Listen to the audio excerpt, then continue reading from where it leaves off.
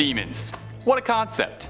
I'm gonna get controversial here and say I don't like them. They're spooky, spiky, slimy, and they cause nothing but trouble. I'm Taylor, and this is Top 5 Demons the Catholic Church is terrified of. Drop something down below in the comments, let me know what demon you found scariest out of this video. Now let's dive on in. Number 5, Pazuzu. Our first terrifying demon up on this list has made quite the career for himself in pop culture. He's picked up some small gigs here and there. He's serving as a sort of mascot of sorts for the real fake band Gorillaz, multiple cameos on Futurama, and won some acclaim for his star-studded role in The Exorcist, possessing Reagan and making us all afraid of pea soup. Although his real historical background is far more interesting than any of his pop culture appearances. Pazuzu has been around for a long time, first being recorded as a Babylonian demon wind god, who was always playing both sides, so he'd come out on top. He was a god of wind, and it was thought that the wind ravaging, storms, and locusts were all byproducts of Pazuzu's rage. But he was also thought to be a protector. He would protect the home, taking a particular liking to watching over pregnant women. He was an incredibly destructive force in nature, and when it would come time to throw down, Pazuzu would fly across the world, breaking the wings of other demons to prevent them from getting into any trouble. Sort of like a demonic Batman. His portrayal in The Exorcist is probably where most people know him from and assume those things about him, where he's seen as a much more plain Jane possessing demon, lacking his impressive wings and other traits, and not doing a whole lot of flying around or anything with the wind, focusing a lot more on projectile vomiting and harassing a couple of priests. The real Pazuzu is a lot cooler than his Exorcist appearance, but no doubt more people know about that than they do an ancient Babylonian wind god. I don't think I'd like to spend much time with either incarnation face to face, and those priests definitely didn't want to either. Now ghouls, goblins, lend me your ears, and subscribe if you wouldn't mind. Number 4. Belphegor. Now another demon who's had his moment in pop culture. Maybe you recognize Belphegor from Supernatural's first fledgling season, all the way back when the boys were wide-eyed and hadn't even died once yet. Or maybe if you're a Persona fan, you recognize Belphegor as the perpetually bored demon on the can. It's a video game with a talking cat.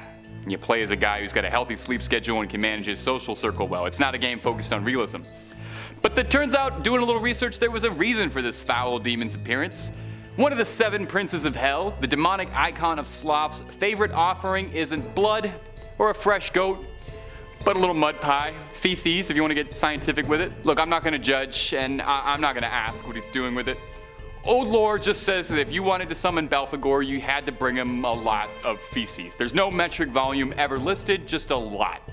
If you do summon him, he'll trade you wondrous riches, expand your ability to discover new things, expand your consciousness, but at the cost of the temptation of your mortal soul, and you'll also probably never be able to wash your hands clean again. I'm sorry, I don't usually work so blue. It's the lazy man's comedy, although perchance that's fitting for the demon prince of sloth. Belphegor has been depicted in all manner of ways over the years, appearing sometimes as esoteric things like tree branches, or sometimes taking the form of beautiful women. But one wood carving in the 18th century of him sitting on an 18th century John sealed his fate pretty much forever, and then since then, he's almost always been depicted as a horned demon sitting on a throne of sorts. Belphegor, I want to make something clear here. I'm not making fun of you. I'm trying to make sense of all this. Number 3, the Legion. Now, this next demon is a tiny bit of a cheat because although it's supposed to be a top 5 list, I'm about to make it a top 500,000 list. This next demon is known as the Legion, for it is many. The Legion's first documented recording is from the Gospel of Mark, where Jesus Christ encountered a man possessed by a demon. When he spoke to the man in an effort to exorcise him, he asked for the name of the demon inside him, and the man responded, Legion, for there were many devils inside him. Upon being exorcised from the man, the Legion asked if it could instead be transferred to a herd of pigs, which he then obliged. Now the Legion is pretty atypical when it comes to demons. It's not the prince of anything, it's not the manifestation of any one sin, and it's not any one thing at all. The Legion is made of countless demons that all function together in unison like a hive mind. When one has a thought, the rest of the Legion obeys. When one member of the Legion speaks, the rest of them speak all at once. Now sometimes the armies of Satan are referred to as the legions of hell, but I guess the Legion is a separate thing altogether. It must make filling out forms very difficult. No one's really sure what sort of demons the Legion are, or what they look like even. It's just agreed that there's a lot of them all working together on their common goals. Like I said, no one really knows what they look like, but if you've ever seen a horde of, anything all in one place, you can't imagine that it would be anything pleasant. Now, the Legion isn't as much of a pop culture starlet as some of the other demons I've mentioned on this list, but that doesn't mean that it's influenced things in pop culture. The phrase Legion for we are many appears in all sorts of different things, probably because it's just a very cool way to describe yourself. A recurring boss fight in the Castlevania video games called Legion appears as a writhing mass of bodies, no doubt inspired by the story. And the character in Mass Effect, named Legion, is an AI life form comprised of thousands of individual AI working in tandem, who directly references the story, introducing itself, saying, "We are Legion, for we are many." And while I'm on it, Legion was the entire best character in Mass Effect, but that's neither here nor there. Sleep easy, big guy. Number 2.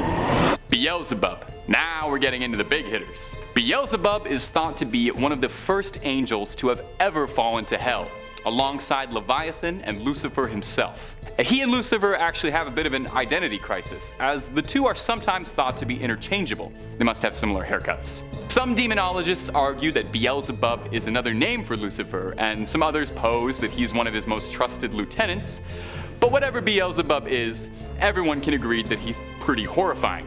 His history is fairly interesting. It's thought that his namesake is a mockery of the god Baal, an ancient Bronze Age god of fertility. Some scholars believe that Beelzebub's name comes from Baal-zebub, translating to Lord of the Flies, inferring that the followers of Baal are nothing more than flies worshipping a dung god. They didn't get the memo that Belphegor was the dung god. The Lord of the Flies sort of ended up becoming Beelzebub's title, with almost all depictions of the demon featuring flies in ubiquitous amounts around him. Occasionally he's even depicted as a giant fly. It's very Kafkaesque. Beelzebub is said to be one of the most powerful demons inside of Hell's domain, capable of great control over humanity, able to tempt them. Beelzebub was cited during the Salem witch trials as the entity that had corrupted and swayed so many women to witchery. Now, there's some discrepancy as to what sin Beelzebub is thought to preside over, with some offerings saying that he represents pride, some others saying that he represents gluttony, which I would say probably seems a little more fitting for a fly demon anyway, and he's most commonly associated with gluttony. Number 1, Asmodeus. Yeah, it probably would have made a lot of sense to have Lucifer as the number 1 spot on this list. I mean, he's the king of hell and all that. So let's just take this moment, give him an honorable mention, and say he's at the number 0 spot, just because I thought it was a little obvious, and I'm pretty sure you know who Satan is, and there's other demons we could talk about, bring up some unknown ones. So filling in at the number 1 spot is Asmodeus, one of the princes of hell and the embodiment of the cardinal sin of lust. Asmodeus fell from heaven alongside the other fallen angels, reforming as a prince of hell. Asmodeus is said to have been married to Lilith, the primordial she-demon, famed for her banishing from the Garden of Eden and famed for destroying Fraser Crane. Lilith was cursed and banished for her defilement and depicted as a temptress, and Asmodeus saw all that and was like, "Hey girl, I'm into all that stuff. You want to procreate an endless stream of demons into the world and reign over a dominion of chaos?" And the rest is wedded bliss. Depictions of Asmodeus vary pretty wildly from case to case. Occasionally he's drawn as a handsome young fella, but most commonly he's depicted as a squat, vaguely humanoid creature with a rooster leg, the tail of a snake, 3 heads, comprising of a bull, a goat, and a scruffy demon head as the center. Asmodeus presides over lust with the help of his beloved Lilith, and the two tempt humans with madness and desire to ruin people with lechery. Somehow this wasn't enough for Asmodeus though, as some stories also describe Asmodeus as having command over the betting halls of hell and is responsible for tempting man's souls towards gambling. So what I am hearing from this is that Asmodeus probably parties harder than any demon out there. That's all for this video, my little ghouls and goblins. Thanks so much for watching. Creep on creeping on, and I'll see you in the next one.